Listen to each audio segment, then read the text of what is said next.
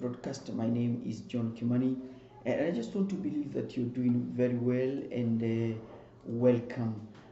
We just want to continue learning about top 10 soft skills that are in demand today. Because the biggest question that we are asking today is very simple. What are those top 10 soft skills that are required in job market today? Somebody called Akasha Mehta once said that soft skills for leaders are less tangible qualities we all possess.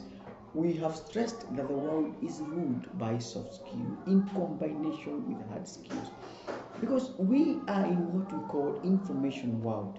This is why it is not what you know, it's not what you have that sells, rather it is what you know that sells.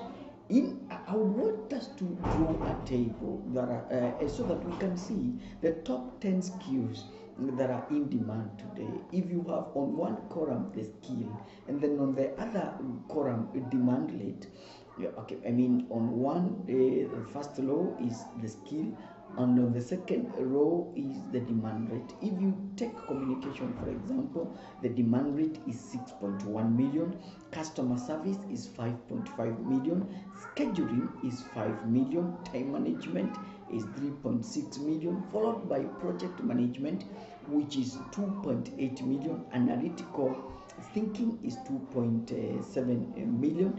Then we have ability to work independently, which is 2 million, and then finally flexibility 1.3 million. This is from Gil Martini in 2022 publication. In the article, the most in-demand skills in 2023, Jen Diwa puts forward this list. It has management, communication, customer service, leadership, sales, project management, research, analytical skills, marketing, and teamwork. Let's look at another one. What are the top soft skills for business leaders? Maggie Rohr, a 2022 publication in the article Soft Skills for Leadership and Employees to Hone, offers the following list. Look at this: creativity, persuasion, collaboration, adaptability, and time management. Now, if one takes a closer study, you will see some similarities. That the list is the same. Whether you're looking at Jen Deva, whether you're looking at Maggie Paul, or whether you're looking at Gil McKinsey list, you see there is some similarity.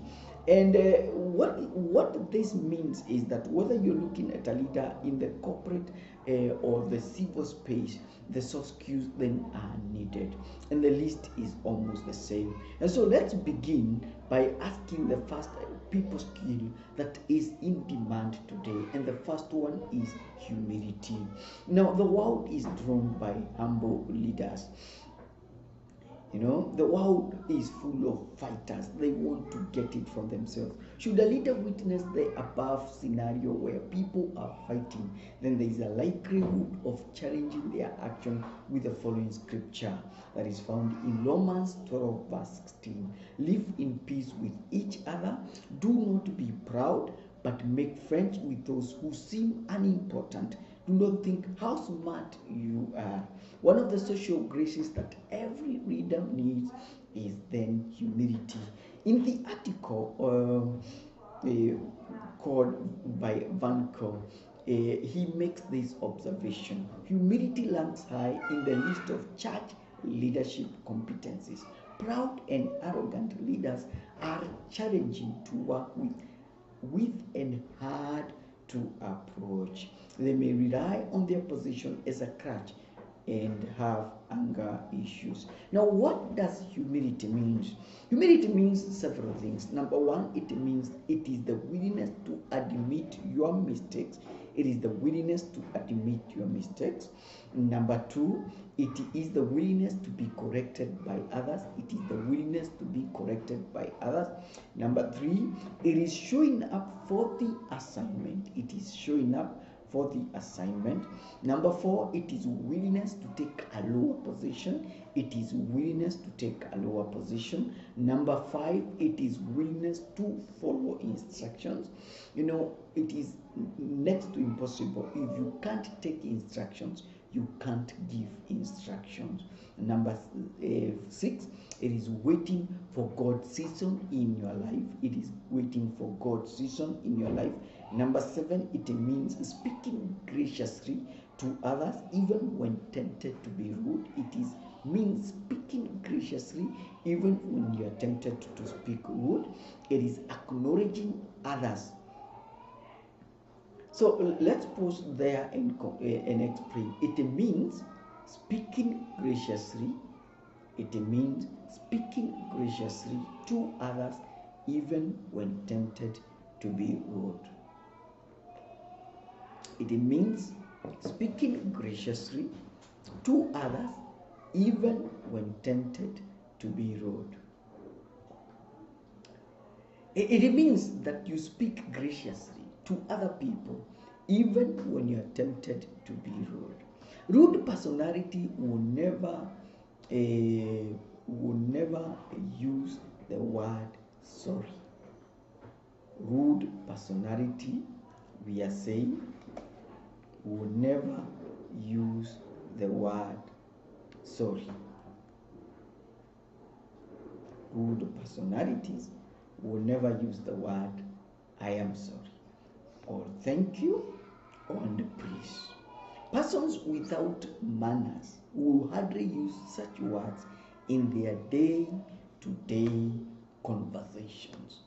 So humility means that you speak graciously by using the word I'm sorry, thank you, please, may I, So when you use those words, it paints you as a humble person. In the reverse, it also means that when you fail to use those words, you are simply rude, you are arrogant, you are uncivilized, you are barbaric, you are pushy, you are retrogressive, and you are a social pain in the society.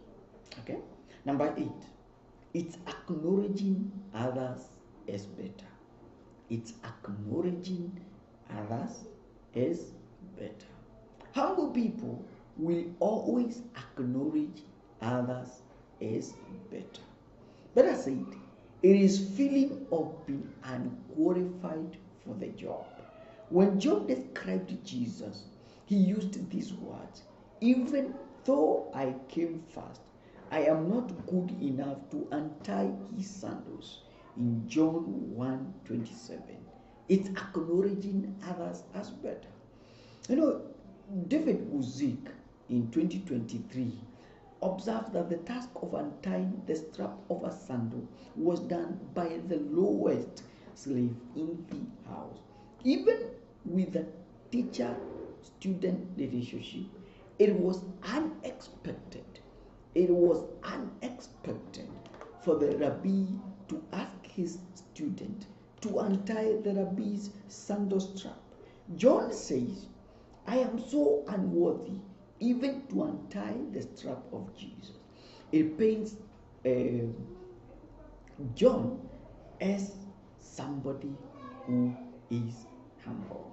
So humility is acknowledging others as better. Number 9, it's refusing to blow your own trumpet. It is refusing to blow your own trumpet.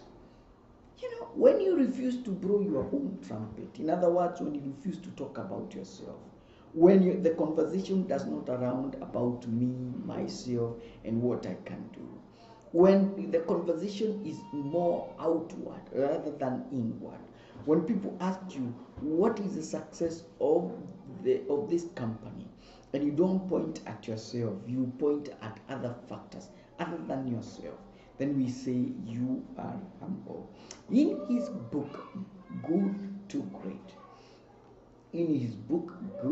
Great, Jim Collins in 2021 publication makes this observation, I quote, "We were struck by how good to great leaders did not talk about themselves."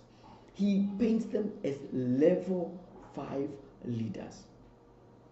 They want level 5 leaders want level 5 leaders want to see the company even more successful. Level 5 leaders want to see the company even more successful in the next generation, comfortable with the idea that most people won't trace back to their own efforts. Very interesting that they want to see the company even more successful in the next generation, comfortable with the knowledge, with the idea that people won't even know that the reason why this company was successful is because of a certain guy, so and so. Number 10, it is refusing to seek revenge. It is refusing to seek revenge. So when we refuse to seek revenge, it's a mark of humility. Humble person will not revenge. Why? They know too well that it is not their responsibility. When you read Deuteronomy 33, verse number 25, which reads in part, "It is mine to avenge. It is mine to avenge. I will repay in due time their foot was reap." There's an excellent article by Ditch the Rebel of 2022, 7 reasons why seeking revenge is a bad idea, and it offers the following reasons why we should not be seeking revenge. Number 1, seeking revenge never makes you feel better. Seeking revenge never makes you feel better. In other words, one of the reasons why people seek revenge is that they believe that when they do so, it's going to make them feel better. The truth, the opposite is true, that when we seek revenge, it never makes us to feel better.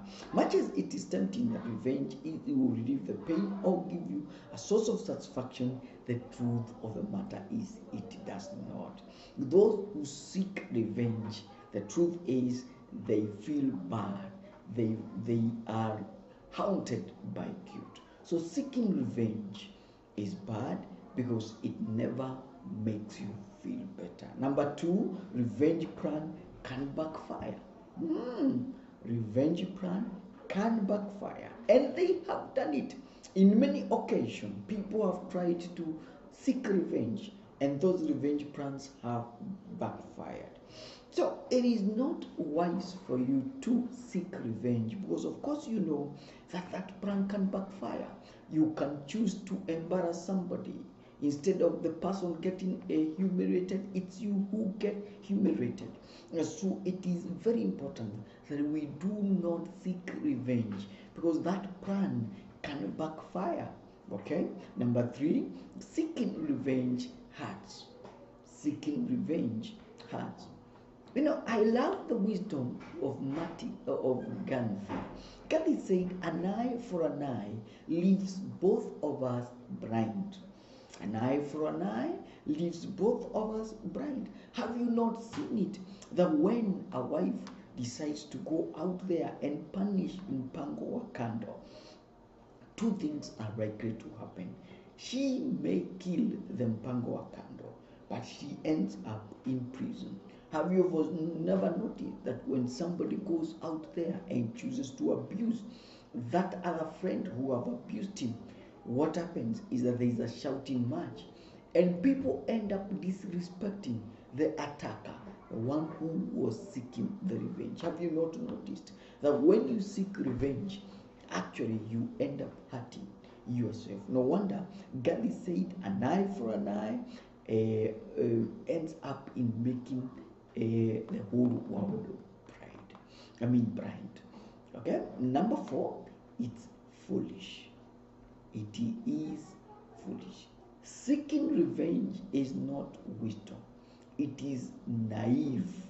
It shows pettiness. Because the reason why we are saying it's petty, why do you use your energy doing things that are unprofitable, that cannot be able to generate revenue, that cannot be able to add value to your life? You can use that energy to do other things apart from revenging. Why don't you build yourself? Why don't you grab a book and read it? Why don't you prepare a lesson and teach it? Why don't you go and sleep and relax instead of planning how to revenge? Why don't you plan how to add value to yourself? So it is foolish to plan and to seek revenge. Number 5, it's a fact. 2 wrongs never make right. Fact, 2 wrongs never make right. And I need you to hear this again. Fact, 2 wrongs never make right. You need to understand that when you try to revenge, you cannot be able to revert. You cannot be able to restore. You cannot be able to undo that which was done to you. Suppose somebody came and destroyed your company. Suppose somebody spoke ill about you. Suppose somebody went out there and denied you a chance. How can you undo that which was done to you? How can you restore your destroyed reputation?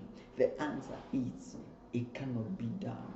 So the best thing would be to forgive yourself and to walk away from that situation and be able to trust God to help you to continue and to forgive yourself and the other person and to pick up your life. Let me ask you for a minute, dear viewers. This is Marketplace Believers, an online platform that engages, equips, and encourages believers to say in Uwezekana. We are encouraging you to go to Marketplace Media. Please hit the subscriber button so that every time when we go or upload any video, you will be notified. We are learning top 10 soft skills in demand today, and the first one that we've talked about is humility, and we've said that the world is attracted by humble person. We really appreciate if you have any question to forward your questions here, and we shall be able to read and comment. I already see that Pastor Reverend Ben Thiongo is already in class, and if you have any question, please forward it to us, and if you have any comment, please let us know. Humility is one of those top 10 soft skills that are needed today. The Pope Francis is a humble person, and people go out there and elect humble persons because humble persons are great people. Okay, so the second soft skills that we can deal with is reasoning. People skill number 2 is reasoning. And we are saying listening to understand, not to reply. Listening to understand, not to reply. For most of us, what we do in life is that we, much as we pretend to be listening, we are not listening so that we may understand, but we are listening so that we can know what we can answer. It's a big temptation. Especially during argument, especially when you want to win argument, especially when you want to humiliate the other person. You reason to the words that you're going to build so that you can be able to bring that person down. But you're saying listening skill, soft skill number 2 is listening to understand, so that you are able to empathize, so that you are able to know that which the person is saying, not to reply. We read, anyone who answers without listening is foolish and confused. That is Proverbs 18:13. Okay. What are the personal insights? Personal insights on reasoning? Personal insights on reasoning. Number 1, listening is the only way I can get into people's hearts. Reasoning is the only way that I can get into people's heart. So if you want to get into people's heart, in other words, if you want people to love you, then please listen to them. Men, do you want to get into the heart of your wife? Listen to them. Number two, listening is a choice that I need to make every day. Listening is a choice that I need to make every day. Number three, listening is the only way I can learn about others. Listening is the only way I can learn about others. Number four, listening is an attempt to understand. Listening is an attempt to understand, not to reply. Not reply. Number five, you cannot lead. You can't lead. You can't lead them if you don't listen first. You can't become a leader if you don't listen to them. So we are saying you can't lead them if you don't listen to them. As a leader, you need three key persons. You need to listen to three key persons. Namely, these three persons, you need to lead them. You need to listen to them. Number one, followers. You need to listen to your followers. You need to listen to your mentors. And finally, you need to listen to God. Why do you need to listen to your followers? So that they can give you feedback. You can be able to understand whether you are on the same page. So that you can be able to understand whether they understand the vision, the strategic direction. You can be able to understand the challenges that they are going through, so that you can be able to understand what is happening in the ground. You can imagine a governor, a president, an MCA, a senior pastor who fails to listen to the followers. He cannot be able to tell whether people are bought to his vision. He cannot be able to understand the hiccups or the challenges, the obstacles his people are going through. He cannot be able to understand the aspirations where people look forward to be. You know, when we are talking about followers, there are four important things that you need to listen to the people so that you can be able to understand them. Number one, you need to listen to them so that you can understand their limitations, so that you can know their limitations. What is it that is stopping them? What is it that is hindering them? You really need to know the limitations that they are facing in life, so that you can offer leadership around helping them to be able to overcome those physical, social, spiritual limitations that they are facing. Very important. Number two, you need to listen to your followers so that you can be able to know their aspirations, the things that they long for. That means you need to understand what is it that they look forward to. How do they finish the sentence? When I grow up, I would like to be. Remember, every person is growing up. There is something that they long for to be in future. They have a future, and so they say, when I grow up, I would like to be this. I would want to be this. What is it that they are looking forward to be in the future? And you know why this again is very important? So that you can be able to provide a leadership and create an environment that will be able to help the people to be able to reach their aspiration. And number three, you need to listen to your followers so that you can understand their affiliations. To understand their affiliations, it is very important for you to be able to know what is it that your people associate themselves with. If it's about a political party, if it's about religious views, what is it that what do they subscribe to when it comes to religion? Are they Christians? Are they Muslims? Are they Buddhist? What is the religion that they affiliate themselves with? When it comes to political situation, what is the party have they affiliated themselves with? Is it Democrat or is it Republican? Is it Kenya Kwanza or is it Azimio la Umoja? What is it that they have affiliated themselves with? Why is that important? So that you can be able to speak the language that they understand. You know, that the ability to understand their cultural affiliations, their political affiliations, their the social affiliations is very, very important, such that you do not step on them and offend them without really knowing. So it is very important for you to understand their limitations, their aspirations, their affiliations, and then it is very, very important for you to be able to listen to your followers.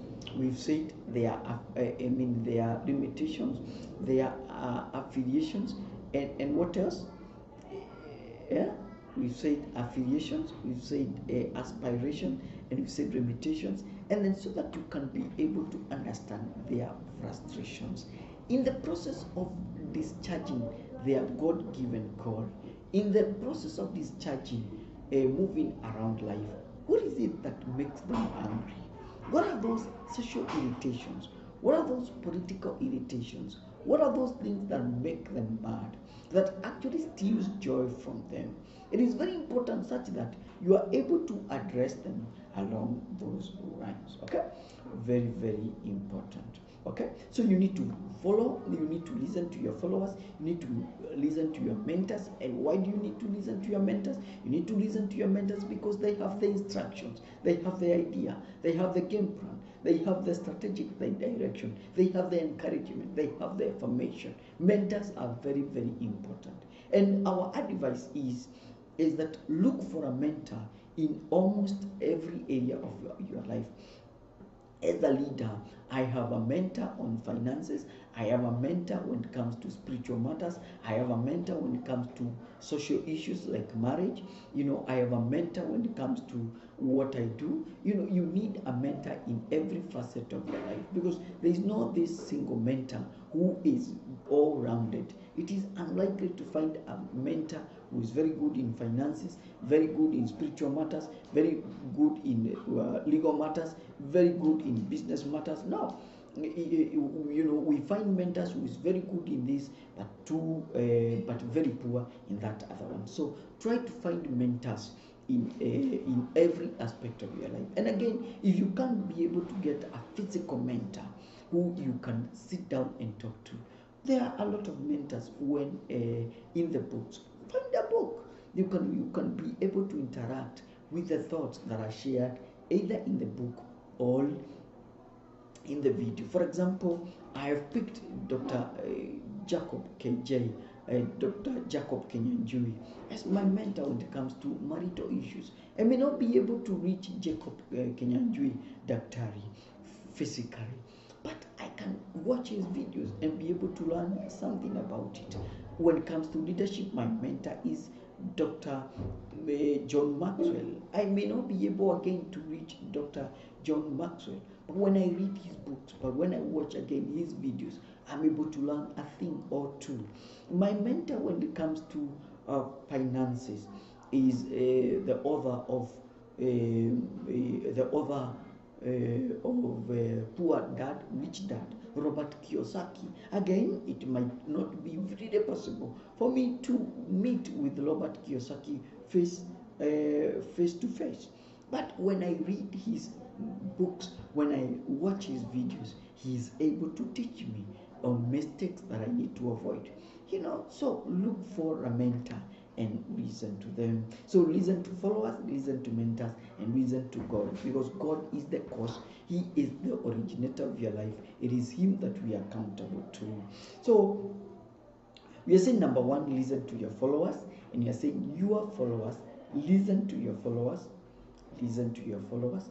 Your followers, if you don't, they will go somewhere else. Listen to your followers, we are saying, because if you don't do, they will go somewhere else. John Maxwell gives this warning: when people feel leaders are no longer listening, they will go somewhere else. And what do you listen? Listen to their number one, their complaints. Listen to their complaints. Number two, listen to their compliments. Listen to their complaints, what they don't like about you. Listen to their compliments, things that they like, they are happy about you. Listen to their concerns, things that bothers them or are worried about. Listen to their causes, things they hope to accomplish. Okay?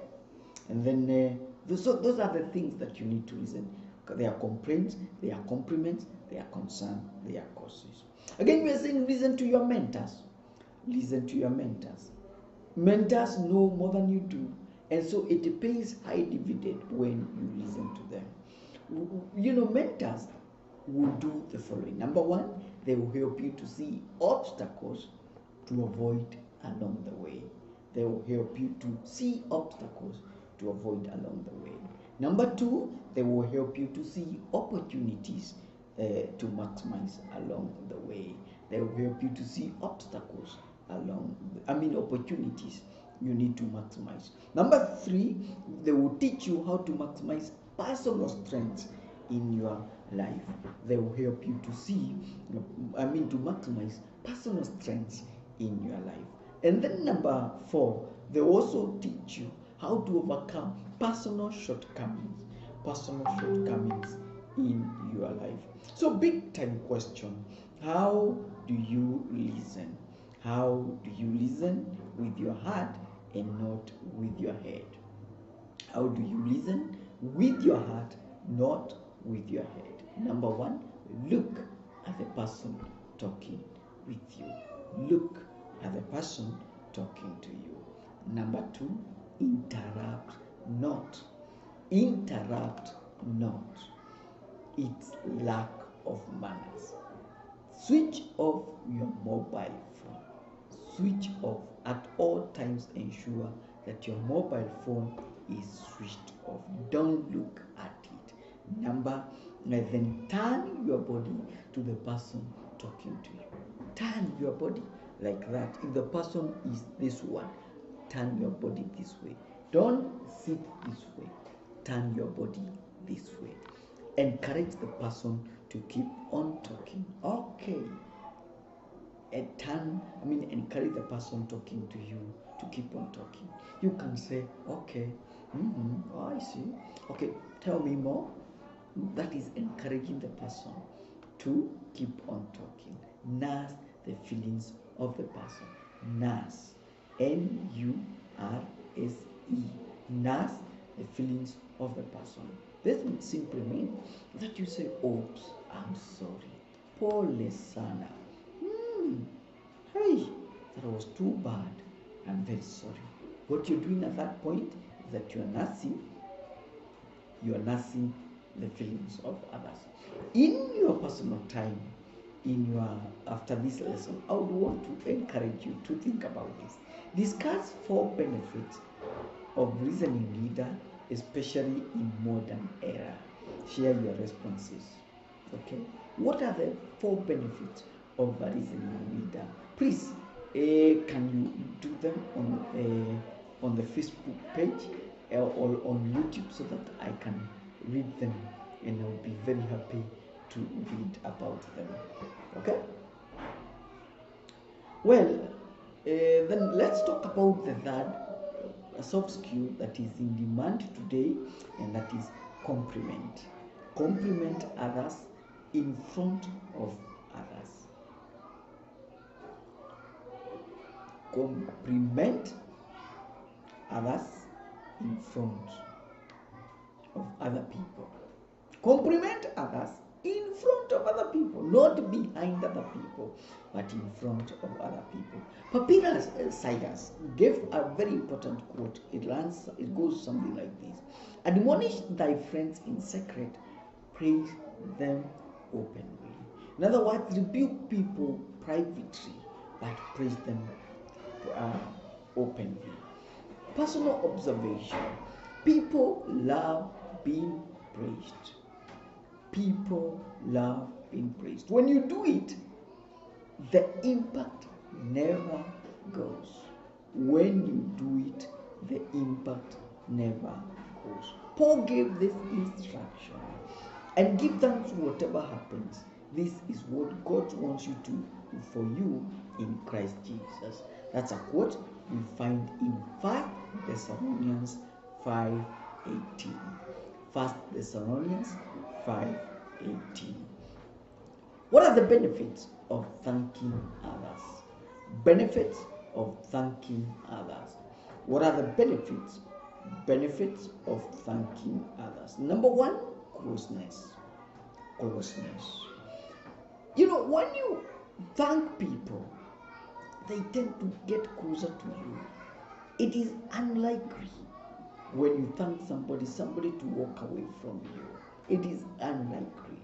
When you thank people, there is that closeness that comes to you.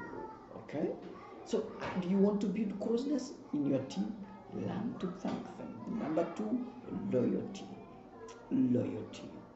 When you thank others, it just shows that you care about them and that you value them and that you find them important. And what do? They tend to be loyal. They tend to support you. They don't sabotage you. They want to look for ideas. They look for resources to ensure that they make you a winner. They are loyal. Number three, motivation. They are fired up. Motivation. Once you thank others, they want to do more because they want you to thank them again. They want to do more so that you can be able to tell them thank you. You can be able to recognize them. You can be able to appreciate them. And so there's a story that goes something like this, just to illustrate this. Before I go to simple tips on thanking others, there's a story that is said, I don't know how true it is, that there is a man who went to his girlfriend and told her, honey, I'm going to buy you a Mercedes car. He began with his wife. He said, why, babe, I'm thinking of buying you a Mercedes car. The wife was like, are you crazy? What kind of a man are you? You are so stupid. You want to buy me a car while we are living on a rental premises? The husband was like, okay. Later, after 2 or 3 days, he met his girlfriend. He asked her, honey, I thought of buying you a Mercedes car. And the girlfriend was like, oh my, you are the smartest boy. You are just amazing. You are kind and lovely. I love you. And so we asked the question, because the car was bought, eventually the car was bought, the Mercedes car was bought. We always ask our viewers, where do you think the car was taken? Think about it. So, simple tips on thanking others. Simple tips of thanking others. Number one, pass the credit immediately. Pass the credit immediately. We say, while the sweat is in the brow, thank the people. While it is still fresh in their minds, thank them. Don't take too long to thank people. Number two, learn to pass credit publicly.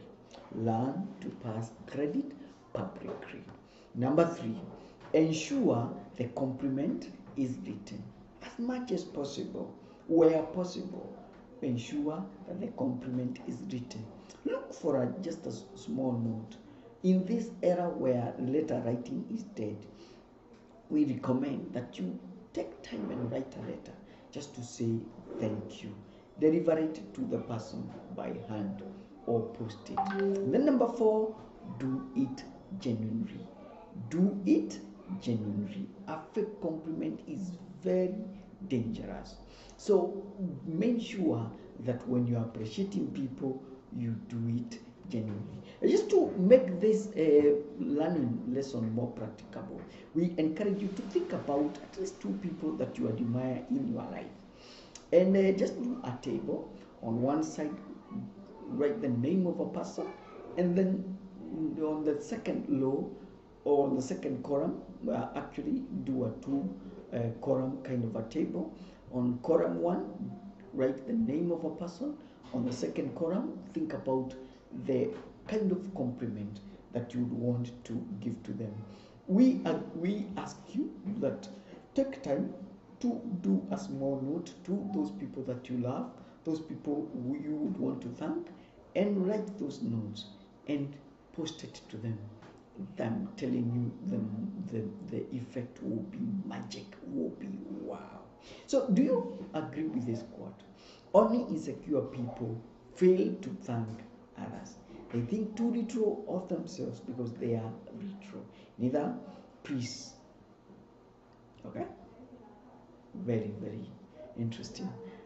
We had said that you're going to share 10, so allow us to share the fourth one. The fourth one is friendliness. Soft skill number 4 is friendliness. When we make friends, we change from being animals to being human. When we make friends, we change from being animals to being human. Which tells you when we promote hostility, enmity, and friendliness, when we act in an unfriendly manner, we are simply acting like animals. Now, one dictionary actually defines friendliness as the disposition to goodwill, warmth, or kindness, disposition, warmth, or kindness to others. Disposition to goodwill, warmth, or kindness. When one is friendly, he or she tends to be good, helpful, thus not harming others. You become helpful, not harming others. A friendly person is both open and kind. When one is friendly, others feel comfortable to hang around with you. One cannot mentor or be mentored if he lacks friendliness. It makes you available, approachable, and attentive. In an article done by Heather Harper of 2018, with the title 5 Most Intriguing Benefits of Friendliness in the Workplace, believes that part of being friendly is connecting. It is connecting with others at a personal level, both within and outside workplace. In order to promote friendliness, the leader needs to create team building activities. In order to promote friendliness, one needs to develop team building activities, and such activities basically can help the team members to work together, as well as increase the understanding from each other. Now we ask the question, why do the workplace need to be friendly? Why do the workplace need to be friendly? And what are the dangers of a toxic workplace? Benefit number 1, we are there. Benefit number 1 is being friendly increases knowledge sharing. Being friendly increases knowledge sharing. Okay? A friendly environment increases chances of sharing information and not coordinate. It increases chances of sharing information and not coordinate. Workers who are friendly look forward for face-to-face collaboration, and in such forums we are seeing they share ideas, they share skills and experiences.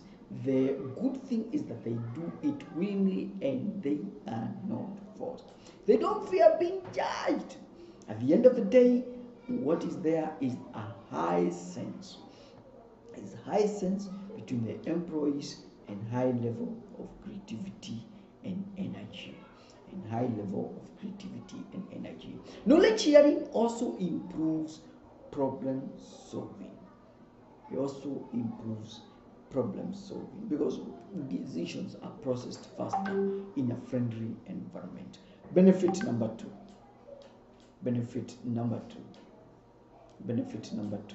Remember, this is Marketplace Believers, an online platform that engages, equips, and encourages believers to say inawezekana. My name is John Kimani.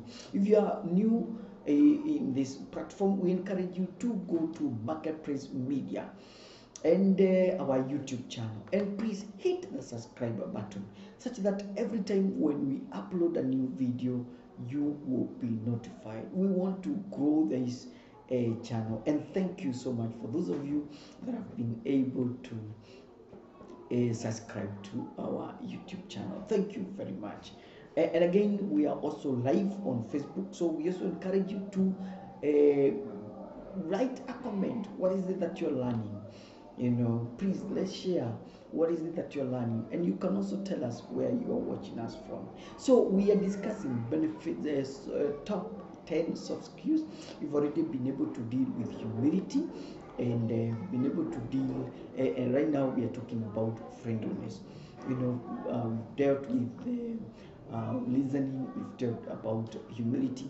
Now we are talking about friendliness, and we are on benefit number 2 on friendliness, and we are saying it boosts benefit to boost team spirit and morale within the employees. Boost morale, boost morale and team spirit, boosts team spirit and morale within employees. A friendly environment promotes the spirit of togetherness, and this breeds high morale that is followed by better production. Okay, that is followed by better production. An elated team will have high level of satisfaction and low rate of absenteeism and turnover. Such a team has a very high esteem. Such a team feels valued. Such a team feels valued and needed at workplace. Benefit number 3, provides stress release opportunities. Provides stress release opportunities. These are benefits of a friendly workplace. It's amazing that a friendly workplace is a stress reliever.